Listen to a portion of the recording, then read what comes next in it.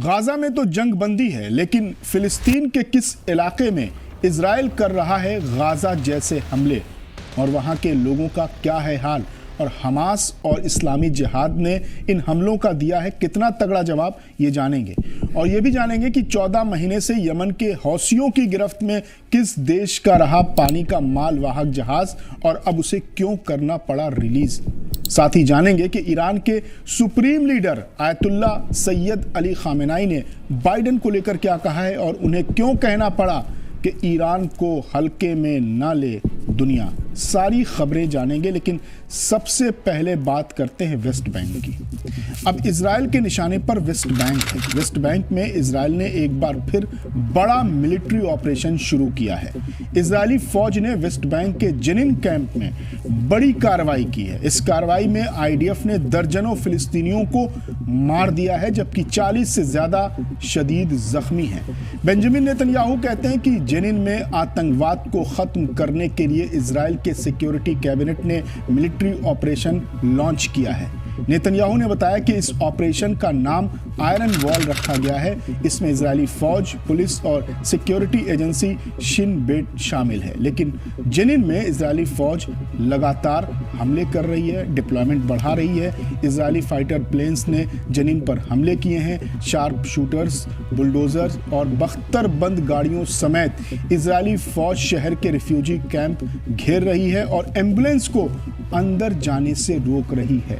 Zenin camp में रहने वाले फिलिस्तीनियों को घर छोड़कर जाने के लिए इजरायली फौज कह रही है। जेनिन कैंप के साथ साथ पूरे वेस्ट बैंक में रह रहे फिलिस्तीनियों के अंदर खौफ है।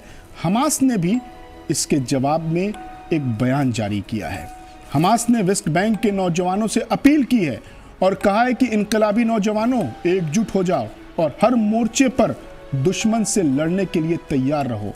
इस्लामी जिहाद ने भी इजरायली हमलों के सामने मोर्चा लिया है। अल-कुद्स ब्रिगेड ने भी एक बयान जारी किया है और कहा है कि हम पूरे वेस्ट बैंक में अपने लोगों से अपील करते हैं कि वो हर तरह से इस जुल्म का सामना करें, इजरायलियों के नापाक इरादों को नाकाम करें और दुश्मन को वेस्ट बैंक से पीछे हटने और हार कबूल करने के लिए मजबूर करें।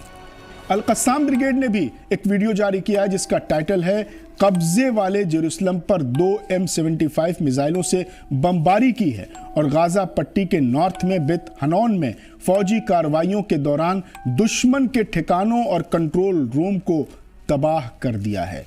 तो ये जंगबंदी गाजा में चल रही है। फिलिस्तीन का ही हिस्सा है गाजा और फिलिस्तीन का ही हिस्सा है वेस्ट बैंक, यानी इजराइल की तरफ से मुकम्मल जंगबंदी नहीं है। उधर जंगबंदी के बाद यमन के हौसी लड़ाकों ने ब्रिटिश की मिल्कियत वाले कार्गो जहाज गैलेक्सी लीडर को रिलीज कर दिया है।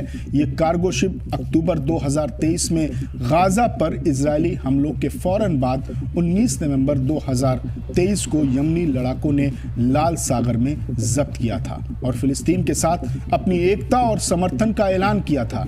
यमन की सुप्रीम पॉलिटिकल काउंसिल ने गैलेक्सी लीडर के क्रू मेंबर को छोड़ने का ऐलान किया है और कहा है कि गाजा में जंगबंदी के बाद हम ये कदम उठा रहे हैं। हौसियों ने यह भी कहा कि अगर गाजा में इजराइल सीजफायर की खिलाफ वर्जी करता है तो रेड सी में हमले फिर से शुरू किए जाएंगे।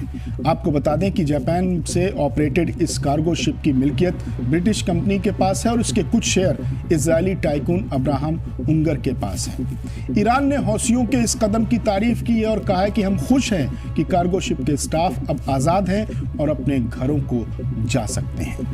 वहीं उधर ईरान के supreme leader Ayatollah Sayyid Ali Khamenei ने भी बड़ा बयान दिया है और कहा है कि ये गुमान में ना रहे दुनिया कि ईरान कमजोर पड़ गया है। आने वाले दिनों में पता चलेगा कि कौन कमजोर है और कौन ताकतवर। खामेनाई का इशारा बाइडेन के उस दावे की तरफ था जिसमें उन्होंने कहा था कि ईरान कमजोर हो गया है। खामेनाई ने साफ संदेश दिया है कि ईरान को हल्के में लेने की गलती बिल्कुल न करें।